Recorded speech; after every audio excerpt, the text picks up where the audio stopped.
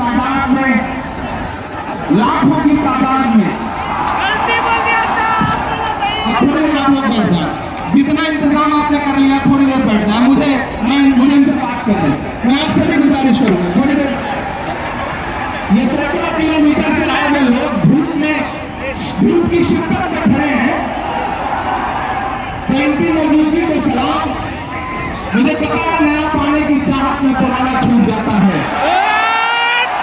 नया पाने की चाहत में पुराना छूट जाता है। तुझे अपनाऊं तो मुझसे जमाना रूठ जाता है। कहने लिखने में बहुत आसान है, लेकिन मोहब्बत को निभाने में पसीना छूट जाता है।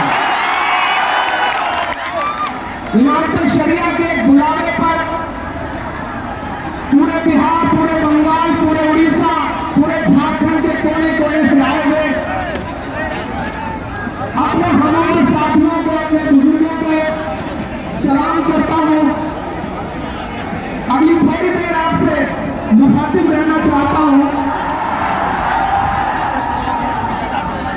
दिल्ली में बैठी हुई सरकार एक बिल लेकर के आई है, वक्फ अमेंडमेंट एक्ट। हम ही को कातिल कहेगी दुनिया, हमारा ही कत्लेआम होगा। हम ही को कातिल कहेगी दुनिया, हमारा ही कत्लेआम होगा। हम ही कुएं खोदते फिरेंगे, हम ही पर पानी हराम होगा। हमारे आबाओ अजदाद की दान की हुई जमीनें दिल्ली में बैठी हुई सरकार, दिल्ली का हाकिम लूट करके अपने धन्ना से दोस्तों को देना चाहता है। इसलिए यह बिल लेकर के आया गया है। पूरे मुल्क में इस बिल के खिलाफ एहतजाज हो रहा है।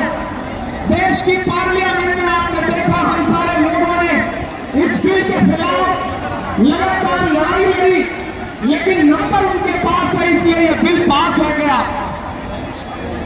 अब लड़ाई सड़कों पर लड़नी है। देश की माननीय उच्चतम न्यायालय में, सुप्रीम कोर्ट में यह मुकदमा ऑलरेडी पेंडिंग है और मुझे पूरा यकीन है कि हमारे देश की सुप्रीम कोर्ट इंसाफ जरूर करेगी। महान बादशाह सिकंदर ने जब यूनान फतेह किया तो जीत का जश्न मनाने के लिए वो शहर की सड़कों पर निकला, तो उसने देखा कि पूरा शहर जश्न मना रहा है, लेकिन एक फकीर इंसान सड़क के किनारे बेसुध होकर के सो रहा। सिकंदर को गुस्सा आया। सिकंदर अपने घोड़े से उतरा और सोते हुए फकीर के पास पहुंच करके गुस्से में उसे जोर की एक लात मारी और लात मार के कहा कि क्यों रे फकीर, मैंने शहर जीत लिया, शहर जश्न मना रहा है, तू सो रहा है। तो उस फकीर ने उम्मीदी आंखों से सिकंदर की तरफ देखा और देख करके कहा कि शहर फतेह करना बादशाहों का काम है, लेकिन लात मारना गधे का काम है। पिछले 11 साल में इस सरकार ने आवाम को सिर्फ और सिर्फ लात मारने का काम किया है, और अब ये बिल लेकर के आए हैं और उन्हें लगता है कि आप खामोशी के साथ उनके हर जुल्म सितम को बर्दाश्त कर लेंगे। हमें पता है नहीं करेंगे, नहीं करेंगे ना, नहीं करेंगे ना। आपकी यहाँ मौजूदगी इस बात की गवाह है। मुझे पता है धूप बहुत ज्यादा है, इसलिए हजारों की तादाद में लोग दरख्तों के नीचे किनारे बैठे हुए हैं, वो बीच में नहीं आए, लेकिन फिर भी आज पूरा पटना, पूरा बिहार जाम हो चुका है। लोग लाखों की तादाद में घर से निकल करके आए हैं। मैं सलाम करता हूँ आपकी जिंदा दिली को, आपकी मोहब्बत को। फैजल रहमानी साहब के एक बुलावे पर मैं उनको भी सलाम कर रहा हूँ। ये जो नई नस्ल है, ये पानी की तरफ बह रही है। मैं इस नई नस्ल के बहने को भी सलाम करता हूँ।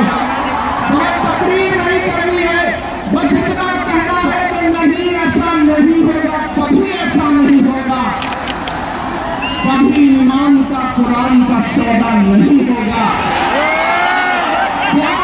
बताना दिल्ली तक अपनी आवाज पहुंचाना कि नहीं, ऐसा नहीं होगा, कभी ऐसा नहीं होगा, कभी ईमान का कुरान का सौदा नहीं होगा। हमें तुम कत्ल कर दो शौक से मंजूर है, लेकिन शरीयत के किसी मुद्दे पे समझौता नहीं होगा। एक आखिरी बात आपसे कह रहा हूं साथियों, आप भाई, दलित भाई, सिख भाई, ईसाई भाई जो मेंबर ऑफ पार्लियामेंट है, वो लोकसभा में रात के 3:30 बजे तक इस बिल के खिलाफ वोट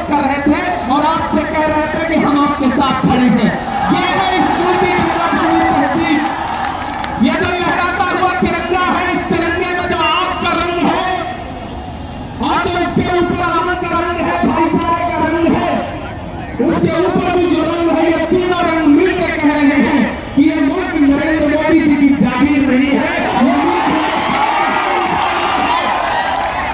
हर इंसान का है।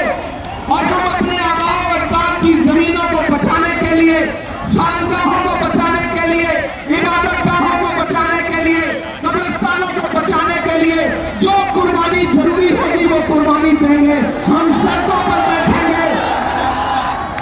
मैं सरकार से कहना चाहता हूं कि जमहूरियत अकड़ से नहीं चलती है जिल्ले इलाही, जमहूरियत इस किताब से चलती है।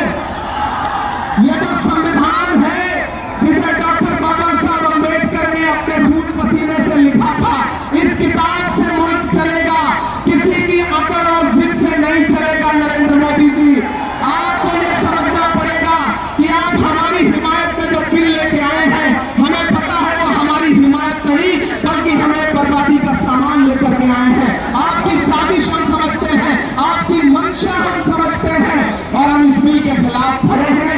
आज यहाँ पटना के ऐतिहासिक गांधी मैदान में बस इतना कह के जा रहा हूँ, वक्त बहुत कम है, बोलने वाले बहुत ज्यादा हैं।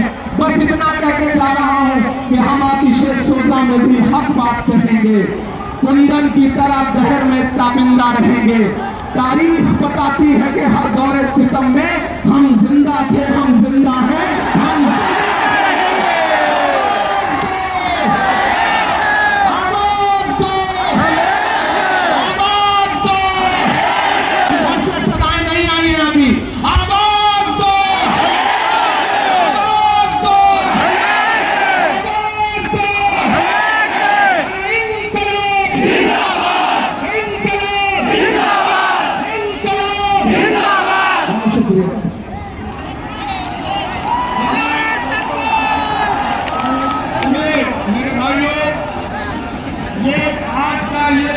कॉन्फ्रेंस ये तकरीर के लिए नहीं बल्कि इजहार यकजहती के लिए है, अज़्म और इरादे के लिए है।